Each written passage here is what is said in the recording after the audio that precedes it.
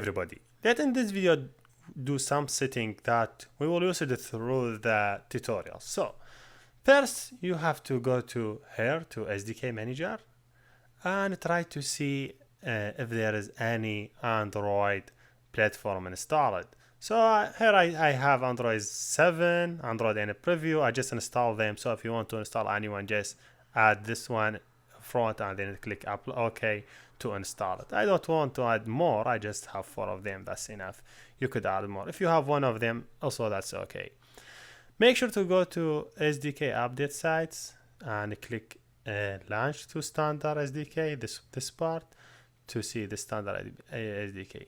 So make sure to go down and make sure you have Google Play Services installed, also Google repositories, and also Google USB driver. So when, for example, I have them already installed, if you see I installed them while between that video and this video, but if you want to install them, for example, this one is not installed. When I click on it, I see install package. I click on it, then I click here, then I click agree, then I install them.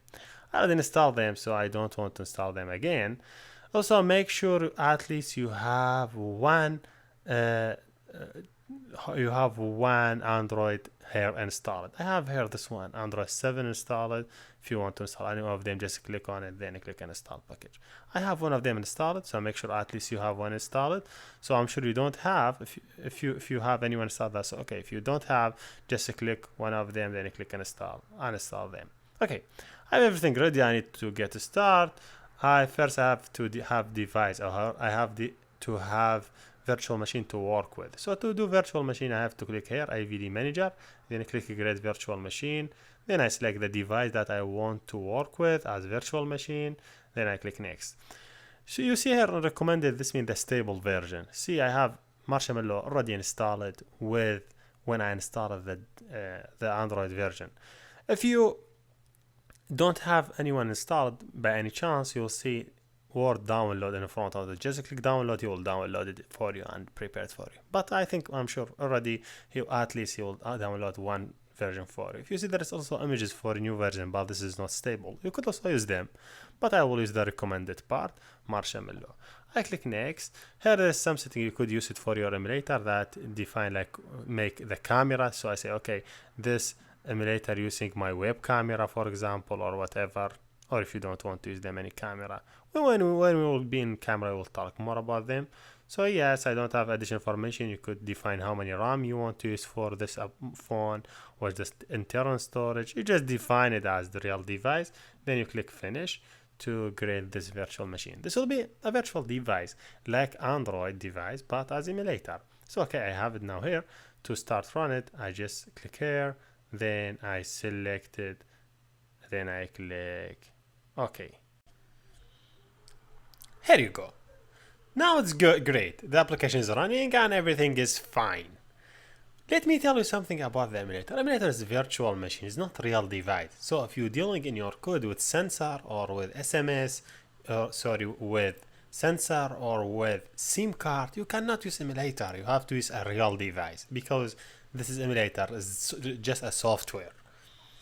But with emulator, if you click here on the properties, you could use another attributes available in emulator, like for example, using a GPS, sending GPS location, or doing send SMS to the device the emulator, or do some call to the device emulator, and many other features you could use it with the emulator here.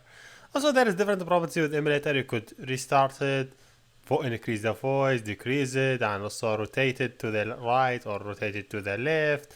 Yes, there is some attributes with emulator is taking picture and more.